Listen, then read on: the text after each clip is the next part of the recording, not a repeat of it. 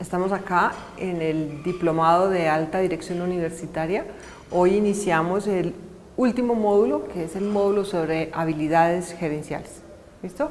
Entonces, bienvenidos todos y todas los que están tomando este diplomado y pues hoy vamos a tratar la introducción al módulo que vamos a estar viendo.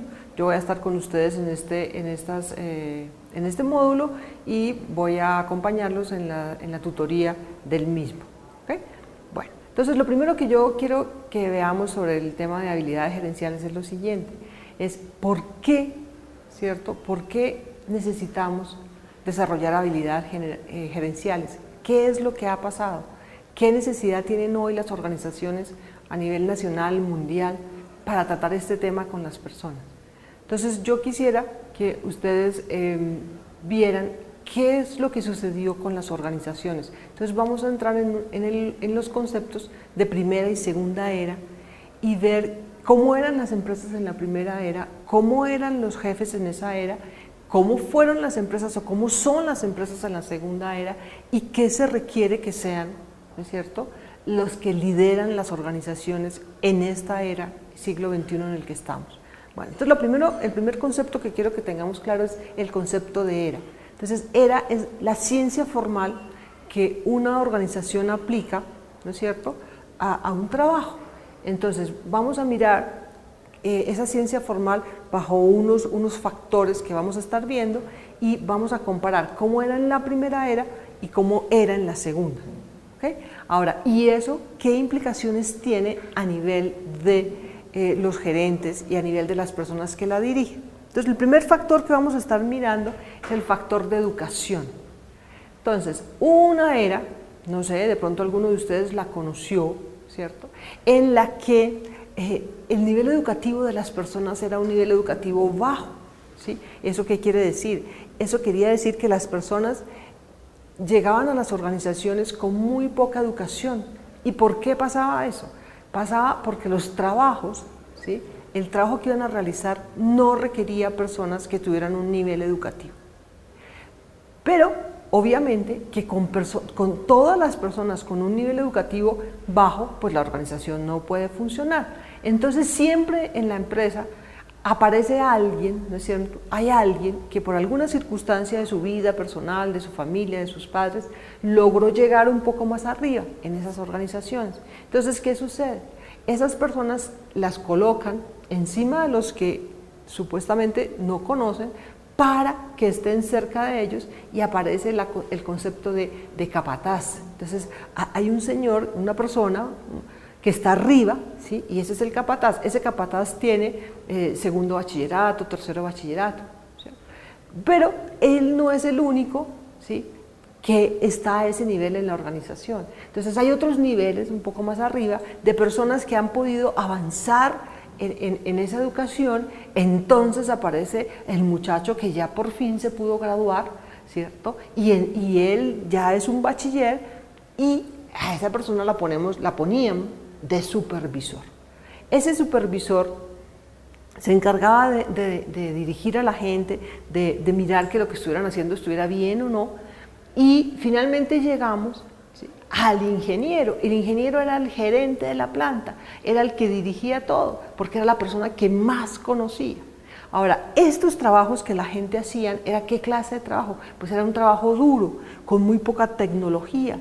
El puesto de trabajo que ocupaban era un puesto de trabajo que estaba muy simplificado y era estandarizado. Entonces, la oferta de trabajo, ¿sí?, pues realmente de la gente que iba a trabajar, pues estaba asociada a su nivel de educación. Pero los tiempos cambiaron. Los tiempos cambiaron y aquí en nuestro país los tiempos cambiaron. El nivel educativo cambió. Hoy en día, ¿no es cierto?, el grado mínimo con el que algunas pocas empresas aún reciben a alguien es mínimo que sea bachiller, ¿sí? Pero también las personas ya no solamente se quedan en bachillerato, las personas vienen a esta universidad a aprender, a estudiar. Entonces tenemos cantidades de personas, de muchachos que salen de las universidades con unas habilidades, con unas competencias a ocupar cargos, ¿no es cierto?, que en este momento ya son diferentes, son cargos complejos, son cargos dinámicos y en donde el trabajo se vuelve inteligente porque la tecnología lo demanda. Entonces, ¿qué pasa, ¿no es cierto?, con el que dirigía antes a esa persona, ¿sí?, que supuestamente no sabía o tenía quinto de primaria o aún algunos no sabían leer ni escribir? Yo les cuento que yo trabajé en una organización donde nosotros tuvimos que enseñarle a las operarias a leer y a escribir, pero hoy en día, ¿sí?, hoy en día los tiempos cambiaron, las personas son diferentes, las personas tienen niveles de educación distintos, pero algunos de esos jefes, ¿sí?, que antes dirigían a estas personas de primera era, ya no están en las organizaciones. Otros de estos jefes tuvieron que hacer la transición para poder dirigir a las personas de esta nueva era.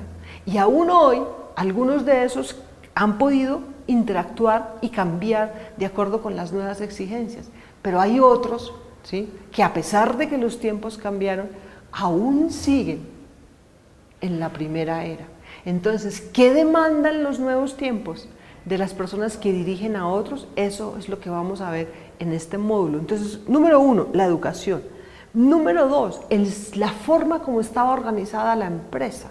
Entonces, el mismo hecho de que las personas abajo no tuvieran conocimiento, ¿qué fue lo que trajo? Trajo que la organización se jerarquizara, que el agrupamiento de las diferentes áreas fuera por conocimientos, ¿sí? Además de esto, la empresa se divide y se especializa en un enfoque que es funcional. La métrica que tenemos para saber es si cumple o no cumple la función, ¿ya? Dentro de esta situación, la empresa se va jerarquizando y los tiempos cambiaron. Entonces, ¿cómo son las organizaciones ahora en este siglo XXI? Y aún desde el siglo XX empezaron a cambiar. Entonces, hoy la organización es una organización integrada en los diferentes procesos, ampliada en red hacia su cliente y hacia el proveedor, ¿cierto? La empresa al interior se agrupa por procesos o por subsistemas que son interdependientes. La métrica ya no es la función, sino que la métrica es la efectividad, ¿sí? Lo que rige para la organización completa y para los diferentes subsistemas es el enfoque sistémico, la gerencia basada en valor, la concentración en lo que es nuestro core business, en lo que sabemos hacer bien. Entonces, las personas que dirigen estas nuevas empresas, ¿sí?, algunas, como les dije antes, vienen de la primera era, pero tienen que desarrollar unas habilidades y unos conocimientos para poder interactuar, ¿no es cierto?, y para poder lograr lo que la empresa necesita y requiere en la segunda era. Entonces, en la segunda era, las organizaciones están, número 1, ampliadas, integradas bajo todos los procesos, ampliadas en red, ¿sí?, hacia sus clientes y sus proveedores. La esencia fundamental es la efectividad, ¿sí? Nos basamos en la gerencia basada en valor y lo que es el core business, cuál es nuestro negocio esencial. Esta situación de la primera era y segunda era no solamente afectó al sistema como la empresa se organiza y al nivel educativo, sino que también estaba determinada por la tecnología. En la primera era, las empresas tienen lo que se llama, no tenían sensores de gradualidad. ¿Y por qué no tenían sensores de gradualidad? Porque el control que se ejercía era un control que estaba ejercido desde afuera, no estaba dentro del proceso. Este problema o esta situación del control ejercido desde afuera, ¿qué quiere decir? Quiere decir que al interior de las diferentes áreas o dependencias no habían indicadores de gestión, no habían sensores de gradualidad. Entonces, solamente nos dábamos cuenta de los problemas que habían cuando ya la cosa, ¿sí?, no tenía remedio. Entonces vivíamos como en los tiempos de los indios que se comunicaban por señales de humo. ¿Esto qué quiere decir? Que había organizaciones que les pasaba lo mismo que al sapo, que al sapito cocinado, que el sapito por ausencia de sensores de gradualidad, ¿sí? Si tú lo colocas en una olla, prendes la olla y metes el sapo a pesar de que puede saltar, a pesar de que puede vivir en lo seco y en lo húmedo, el sapo por no tener un sensor de gradualidad, un indicador, muere cocinado en la olla, porque no puede saber qué está pasando al interior, ¿sí? Entonces, en las empresas de la primera era, entre la acción, entre el momento que la persona ejecuta una acción y el tiempo en el que ella sabe qué fue lo que pasó, la T sub D es demasiado amplia, hay un tiempo de demora mayor a 0. Entonces, eso hace que el aprendizaje de la gente sea lento.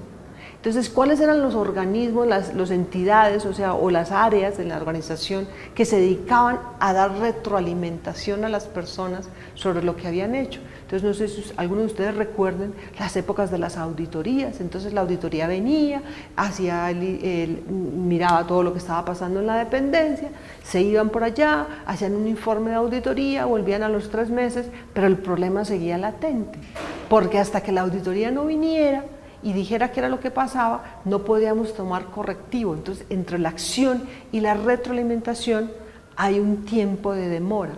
Pero esto del control ejercido desde afuera no solamente afecta, ¿sí?, lo que era el tema de los indicadores, sino que también afecta o se vuelve un hábito, una costumbre en la forma como dirigimos. Recuerdan que les dije que en la primera era las personas no tienen educación, ¿cierto? O una educación básica, mínima, y de repente aparece alguien que tiene un poco más de educación. Entonces, ese que está arriba, ¿sí?, que tiene algo más de educación frente al que esté abajo, está ahí arriba porque supuestamente el que está acá abajo pues no tiene la educación suficiente. Entonces él tiene que controlar, ¿cierto?, desde afuera lo que este sujeto está haciendo. Entonces el que está arriba le dice si está bien, si está mal, si lo que hizo funciona, si no funciona. Entonces ahí aparece otro problema, y es que las personas ya no confían que han hecho bien las cosas o no, sino que están supeditados a que alguien que está afuera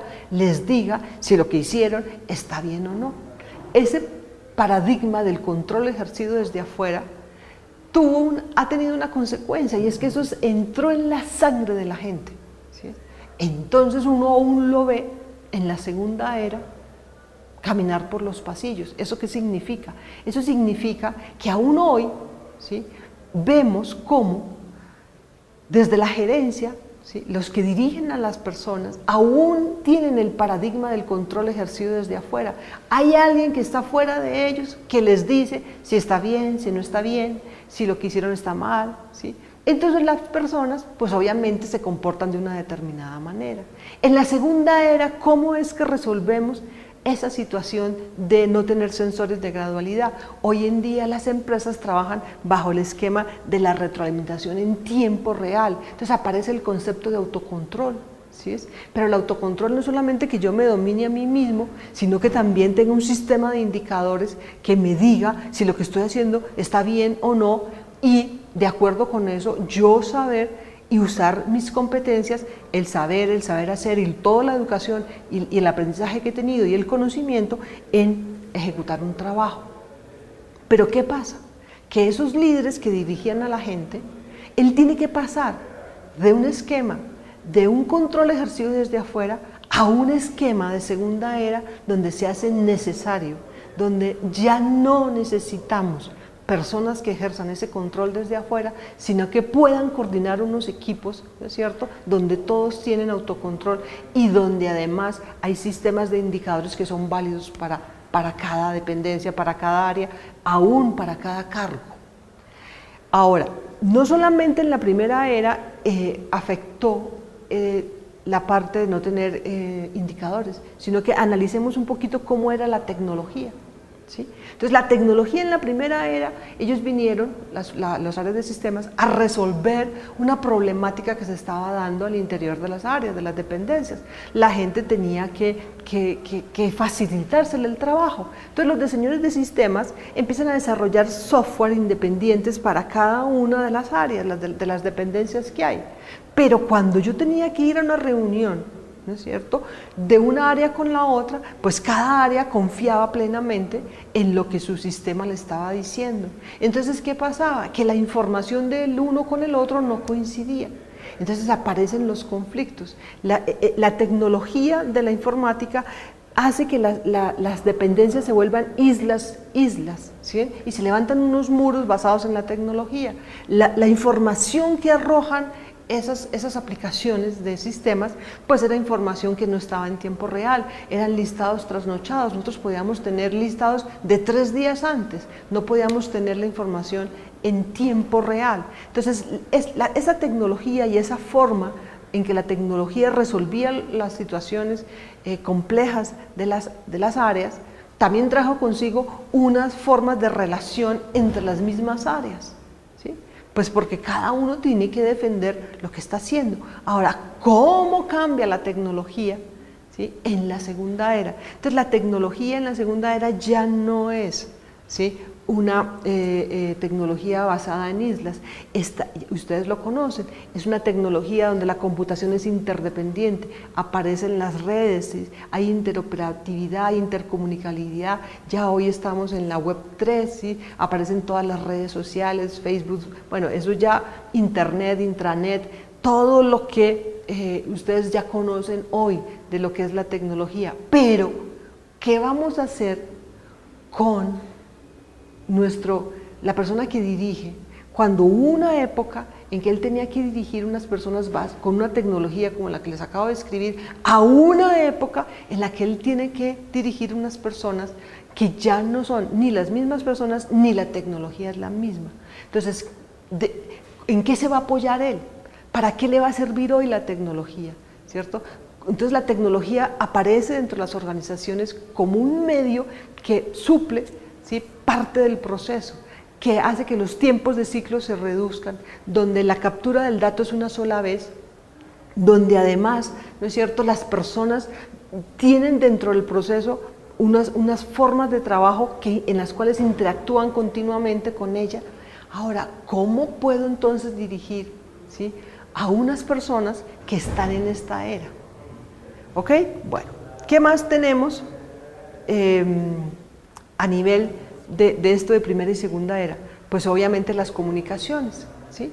Hubo una era, tal vez ustedes la conocieron, algunos de ustedes, donde las comunicaciones a nivel mundial eran lentas. O sea, uno no se enteraba de nada. Yo me vi la guerra de Irak en tiempo real, ¿sí? Uno ve, ¿sí?, que el señor pasa algo y usted lo puede ver ahí mismo. Entonces, pero hubo una época, ¿sí?, hubo una época en que las comunicaciones eran lentas, en que a nivel empresarial había que seguir el conducto regular. Y yo me recuerdo jefes que le decían a uno: usted no puede ir a hablar con fulano si no me pide permiso a mí. Y además de eso, no solamente había que pedirle permiso, sino que no podía ir, porque el único que podía ir a hablar con alguien era él como jefe. Entonces, ¿sí?, ese conducto regular había que guardarlo, había que mantenerlo. Había lo que se llamaba el correo interno, ¿ya? Recuerden, o sea, yo recuerdo que en las áreas donde yo estaba, pues uno tenía el mensajero, entonces él era el patinador, entonces el patinador iba por arriba, por abajo, llevaba en un sobre amarillo, ¿sí?, que uno tachaba así las líneas a la dependencia donde usted iba a mandar los papeles. Teníamos la copia amarilla, la copia rosada, la copia azul, la copia blanca, ¿ya? Y entonces teníamos el archivo muerto. ¿Recuerdan? Entonces uno tenía unas gavetas así gigantescas donde guardaba todo, ¿ya? Y en diciembre venía la gente y venía la gente de archivo y se llevaban todo el archivo muerto, y si usted quería un archivo o un papel de esos que estaban ahí, pues eso era todo un drama ir allá a ver qué era lo que usted tenía por allá, ¿sí? Entonces esa forma de comunicarnos, ¿sí? Bueno, recuerdan, no sé si recuerdan algunos de ustedes, había telex, ¿sí? Luego apareció el fax, como ya un poco más moderno, pero yo me recuerdo que a uno le llegaban las cosas por telegrama también. Ahora, en la segunda era, ¿qué pasa? Pues la segunda era, las comunicaciones son instantáneas, o sea, eso es en tiempo real, aparece el internet. Este curso de ustedes es un curso de la segunda era, ¿sí? Aparece toda la virtualidad en la forma como vamos a educar a las personas. Y ya no hay correo interno, o sea, ya ¿en cuál empresa ahora pues hay patinador? En ninguna. Ahora lo que hay es el correo electrónico, el email, ¿no es cierto? Tenemos Skype, chat, bueno, y todas las redes que usted conoce, Twitter, Facebook, la intranet, también tenemos el Outlook, ¿sí? Para ponerse las citas, no sé qué. Ese Outlook le alimenta a usted Google y el Google le alimenta el iPhone, entonces a usted le mandan una citación y eso le llega hasta el teléfono celular. Entonces, ¿en qué mundo estamos? ¿Sí? ¿En qué mundo estamos? Ya, si usted quiere enviar una copia, pues ya no tiene que hacer ni la amarilla, ni la verde, ni la rosada, sino que simplemente pone ahí arriba quiénes son las personas en las que va dirigido eso y eso les llega. Usted les puede anexar todo lo que quiera, hasta una cierta cantidad de peso. Entonces la información, las comunicaciones tumbaron barreras. Pero, ¿y cómo vamos a hacer? ¿Cómo me voy a relacionar ahora con unas personas, ¿sí?, en las que ellas viven en un mundo, ¿sí?, que ya no fue el nuestro, digamos desde el lado de la gerencia, ¿sí?, que ya no hay conducto regular, que él se puede comunicar con quien él quiera, a la hora que quiera, de la forma que él desee? Entonces hay unos tiempos que han ido cambiando, ¿ya? Bueno, ni hablar de la economía, ¿sí? Ustedes están viendo cómo tenemos la economía hoy.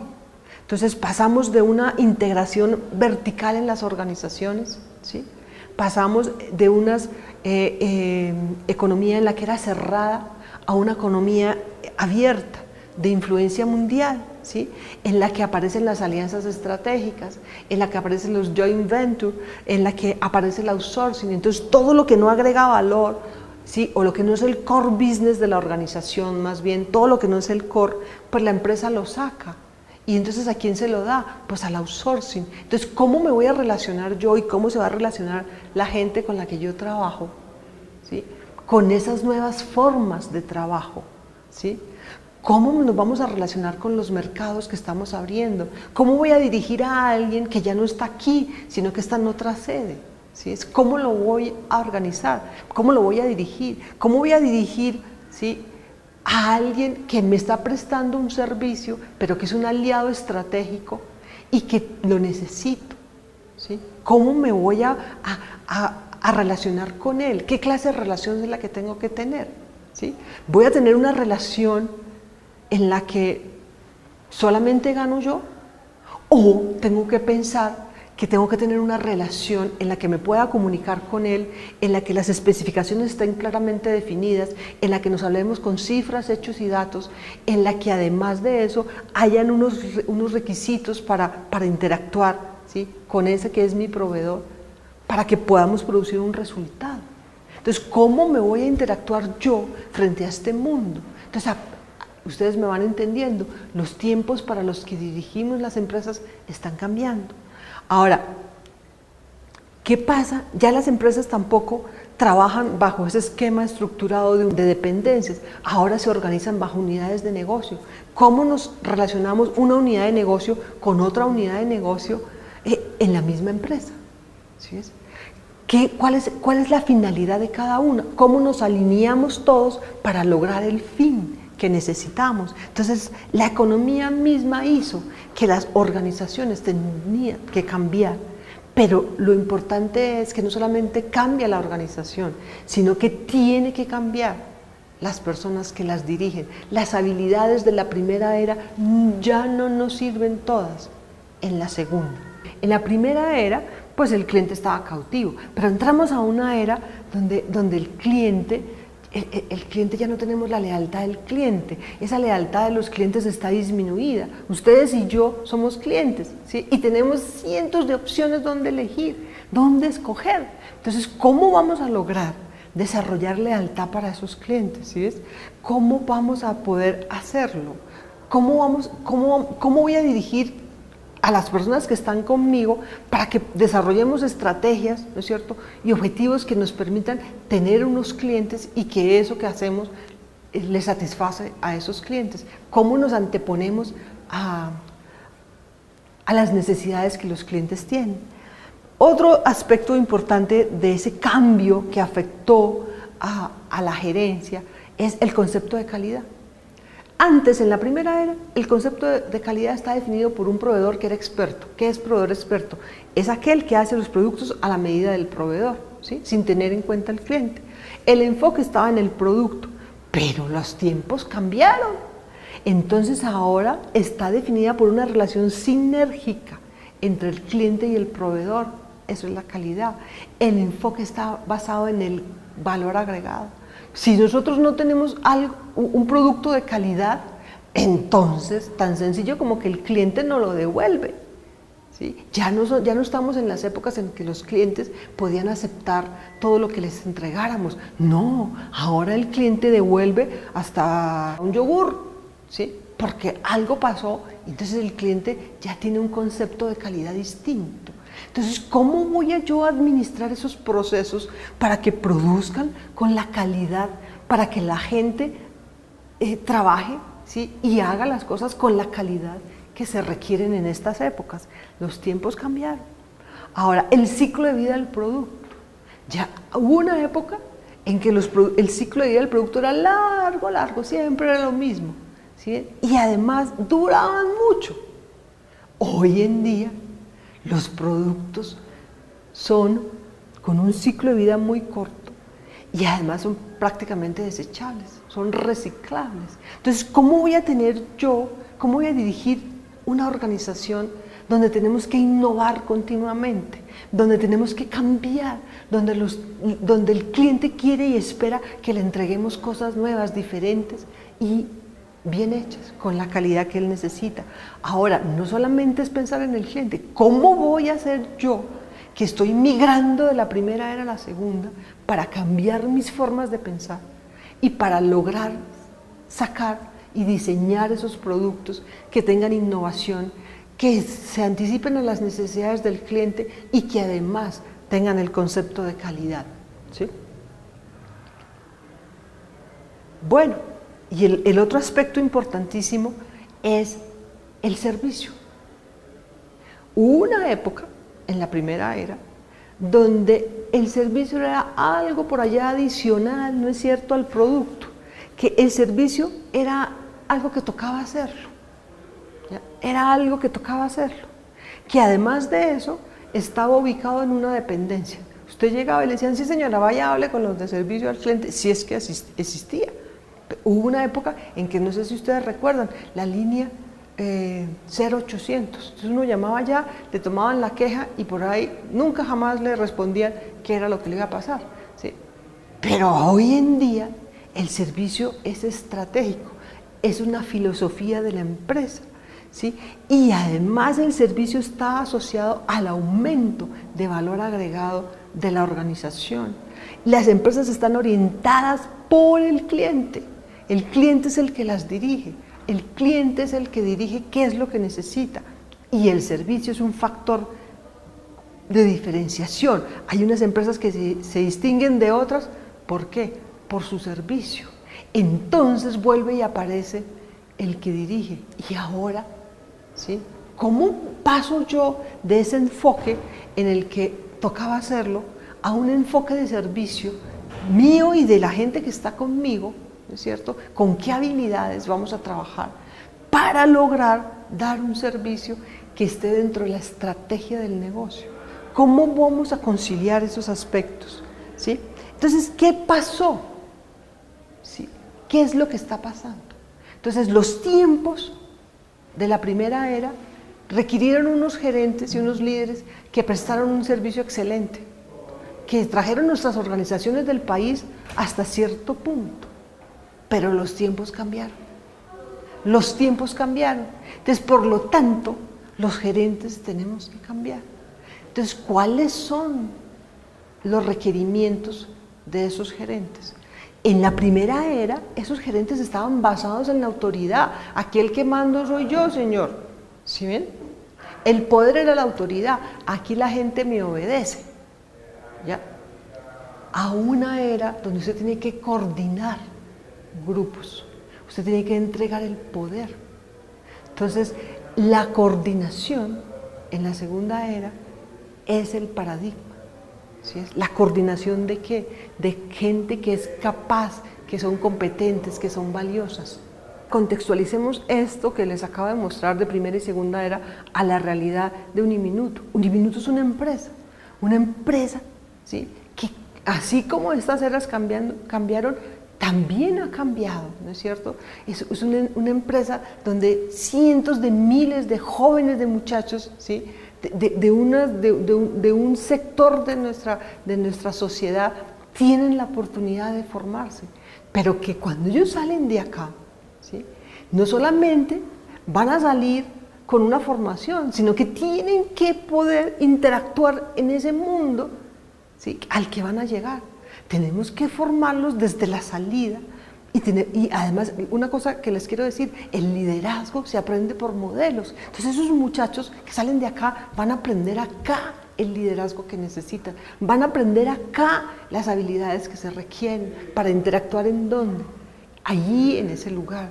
Entonces, ¿cómo vamos a hacer para que cada uno de estos elementos, ¿ya?, que hoy rigen las empresas de la segunda era, sean los elementos que nosotros podemos darles, porque ellos lo han vivido, ¿sí?, y lo han aprendido de nosotros allá afuera, ¿sí?, porque las empresas a las que ellos lleguen, ellos van a encontrar este mundo.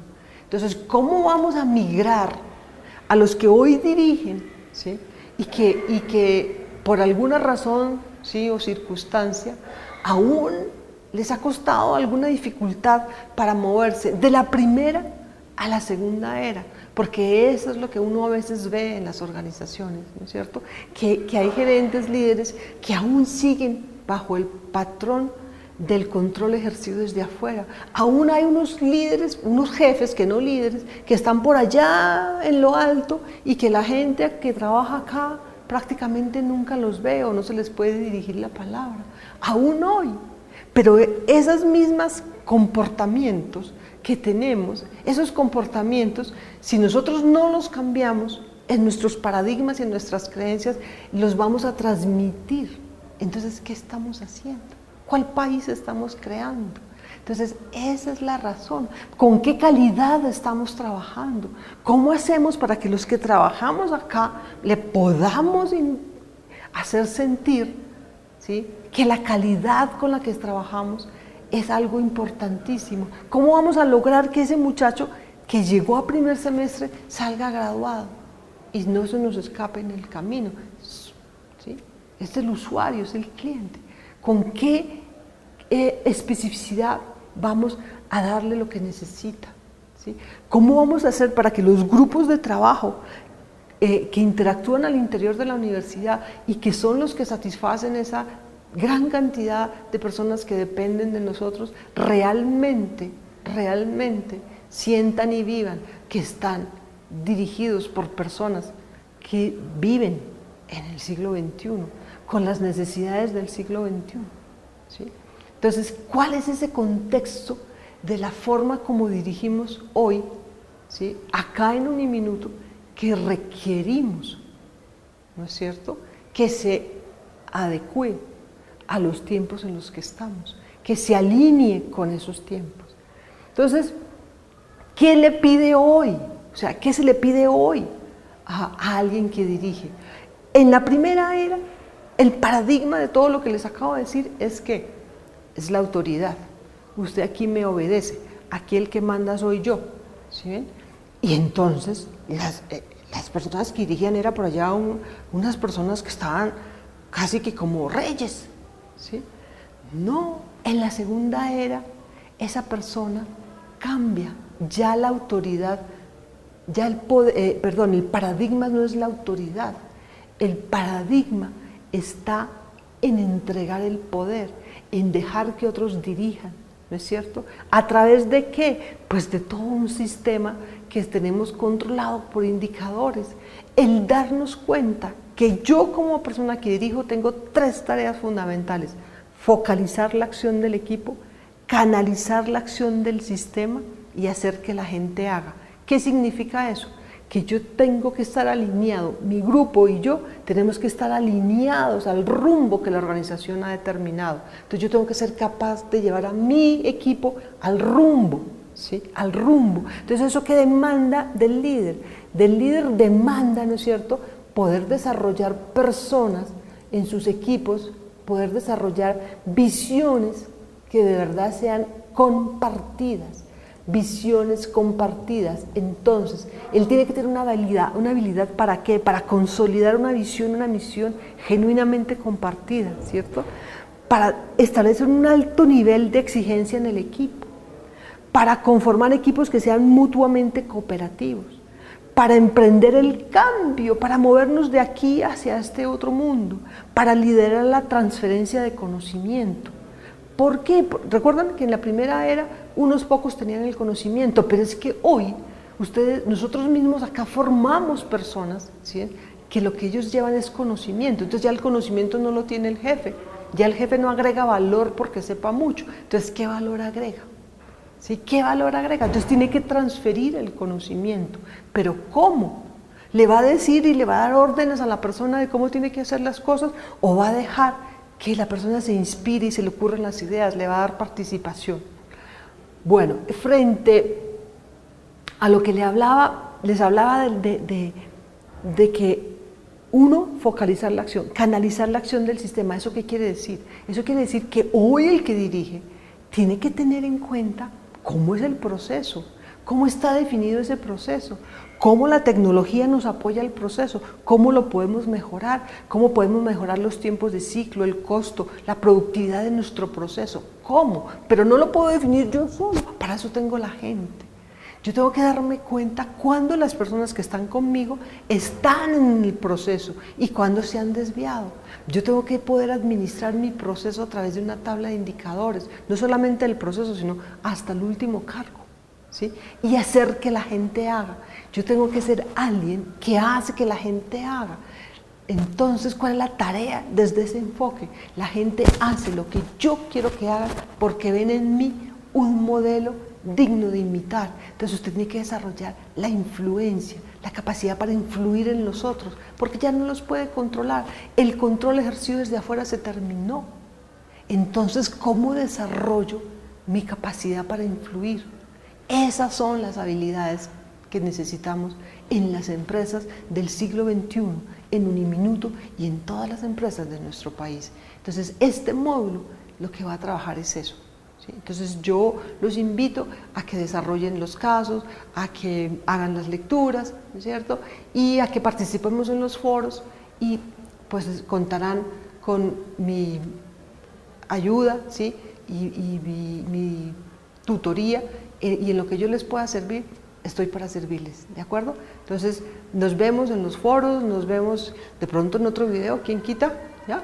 Y nos vemos en las actividades, y yo esperaría que ustedes pudieran trabajar y pudieran darse cuenta de cómo están y qué necesitan cambiar para poder llevar esta entidad, este país, en el rumbo que necesitamos que tenga. Bienvenidos.